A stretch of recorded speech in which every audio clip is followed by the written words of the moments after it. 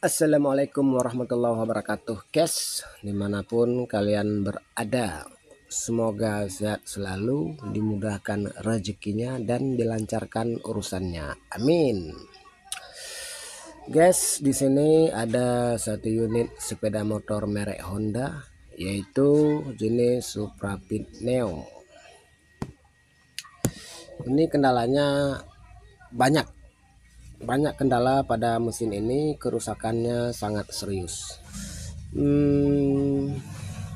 Awal mulanya datang pemilik motor ini servis, dia ingin sepeda motornya ini diganti rantai temeng dan ganti rem piston. Bisa, kita bilang bisa, cuman untuk kekuatan ketahanan mesinnya kita tidak tahu berapa lama mesin ini akan bisa bertahan. Ya, istilahnya mesin ini bisa menyelamatkan diri ya dari kerusakan-kerusakan yang akan datang.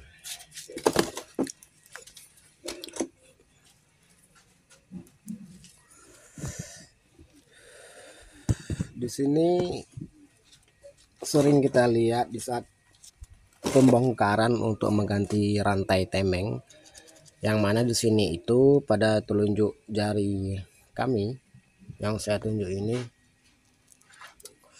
ini adalah gear pompa oli. Di sini kerusakan pada gear pompa oli ini sangat fatal rusaknya. Ya, seharusnya di sini itu ada gear-gearnya sama seperti pada gear apa namanya ini. Saya udah lupa namanya. Ini telah botak. Jadi di sini sebenarnya kerusakannya ada pada gear pompa oli, cuman tidak begini. Dia kalau rantai temengnya kendor, dia hanya sedikit haus, tetapi ini botak total ini guys, habis. Untuk gear pompa oli kalau pada masih barunya kayak gini bentuknya guys, kayak gini. Beda dengan di sana tuh guys, udah botak sangat itu guys. Pada awalnya sepeda motor ini saya nggak ambil video guys, dari suara yang kasar tidak saya ambil karena ada masalah tadi. Kamera saya rusak guys. Di sini di saat saya bongkar temengnya, kemudian yang mana sulingnya ini saya tekan gini guys. Ini saya tekan kayak gini, terasa sangat keras, padahal di sini bot 10-nya telah saya copot. Namun sulingnya ketika saat saya tekan kayak gini masih sangat keras. Ternyata di sini ada fair bantuan guys. Nah, mana fair bantuan guys? Tadi guys di sini. Gini guys. Guntur.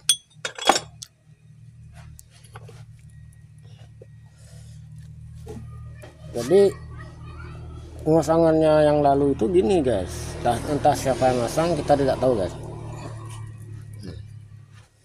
Pokoknya mekanik lah guys. Jadi masang gini, masang gini kan. Kemudian ini telah masuk posisinya di sini pada tempatnya. Kemudian masang pir. Dia saat masang pir ini, pirnya di double kayak gini guys, double. Jadi di saat masang itu sebenarnya standarnya ini kan gini guys, rapat gini, pendeknya jadi gini guys. Di saat pemasangan ya kan, posisinya di dalam mesin kayak gini guys pendeknya. Dari panjang kayak gini jadi setengah kayak gini pendeknya guys, kayak gini. Oke. Karena firnya telah di double, jadi yang mana suling tensioner ini dia memaksa untuk menekan rantai temengnya guys, karena dengan olah per yang bantuan ini sangat terlalu keras. Seharusnya tidak boleh ada per bantuan nih guys, ini aja udah cukup. Ini fungsinya untuk mendorong suling akan naik di saat temeng itu masanya terkikis habis guys.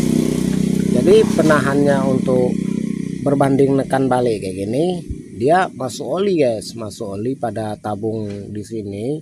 Ini kan posisinya kayak gini. Di saat mesin itu menyala, oli itu naik mengenai temeng dan oli dari temeng tersebut akan berterbangan tidak tentu arahnya, sehingga masuk pada celah-celah titik lubang di sini sehingga memenuh kutub suling di sini olinya.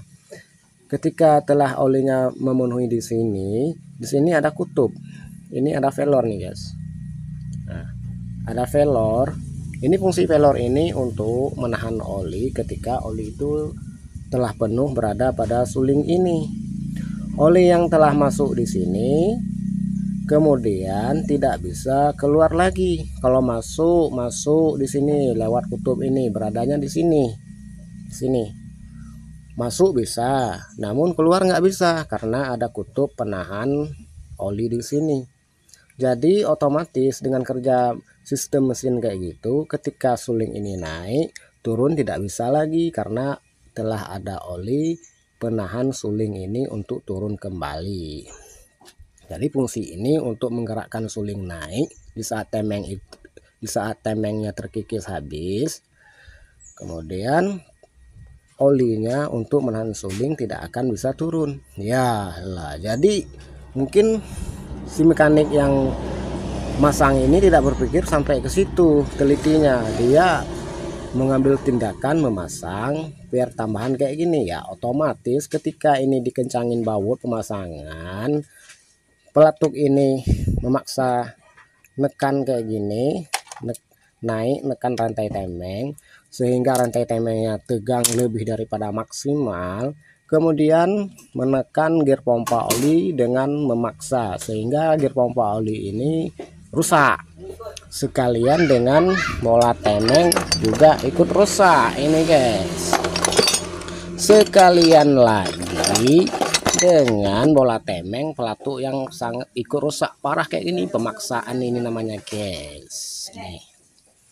Nah, jadi ceritanya untuk memasang temeng itu tidak boleh kita tambah vir, hanya cukup virnya bawaan mesin yang standar kayak gini. Karena orang Jepang itu telah menciptakan sistem mesin ini sepenuh hati, seteliti mungkin. Ya, kita ini terlalu jago memasang vir yang kayak gini. Ya, gitu guys. Pada mesin yang normal, di saat temeng itu terkikis telah penuh pada masanya, gear pompa oli ini tidak akan habis nih guys. Oh, mungkin karena gear pompa olinya asli tidak akan habis. Yang KW pun tidak rusak seperti parah ini guys. Nah, kalau pada mesin yang normal itu rantai temeng habis, gear pompa olinya tetap ada nih guys, nggak habis kayak gini. Kemudian pada bola pelatuk rantai temengnya juga tidak habis. Kemudian pada bola pertengahan roll temeng ini juga nggak habis kayak gini. Ini pemaksaan namanya. Oke, itu poin yang ke-1. Kemudian yang kedua guys, masalah seher clock di sini guys, saya akan jelasin di sini. Kata owner pemilik motor ini, dia hanya untuk ganti ring. Tetapi di sini yang mana sehernya ini telah sangat fatal rusaknya nih guys. Banyak parit di sini, sama-sama kita lihat ini. Sehernya pun telah haus. Ini nggak bisa dipakai lagi guys. Ganti ring, cuma ganti ring tidak bisa, harus ganti seher. Oke, ganti ring, ganti seher. Kemudian kita lihat pada blok sehernya guys.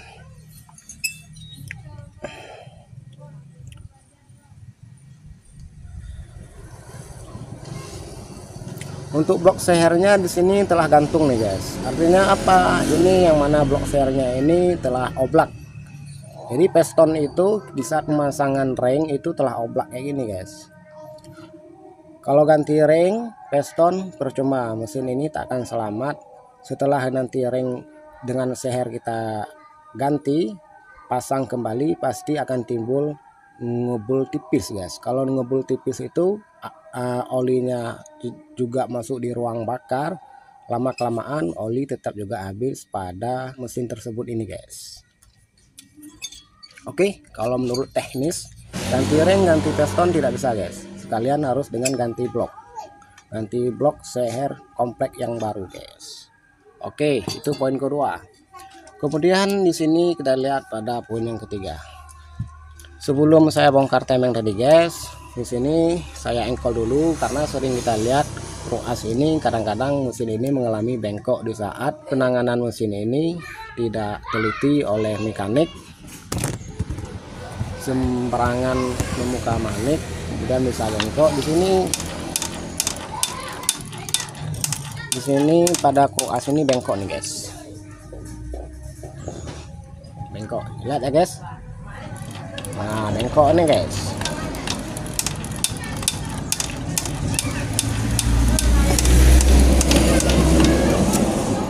Kroas mesin ini bengkok nih guys, ngayun, ngombak gini.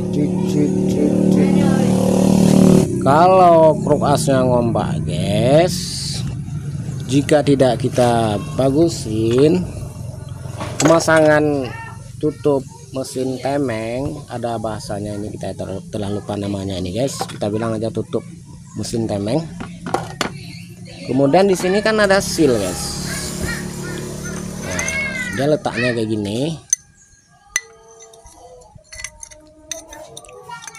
Kemudian di sini juga ada seal guys, pemasangannya gini.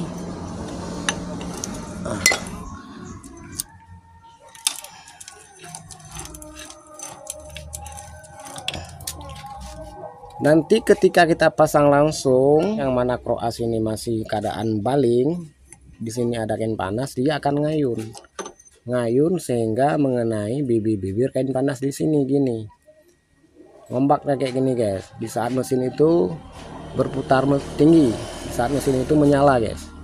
Jadi karena ada ulah ngombak maka terciptalah rongga, kemudian dari rongga tersebut akan keluar oli dari dalam tembus keluar, dikit-dikit lama-lama oli pada mesin ini habis keluar sehingga blok sehernya yang kita ganti baru tetap juga kena kembali guys. Ganti blok, ganti piston.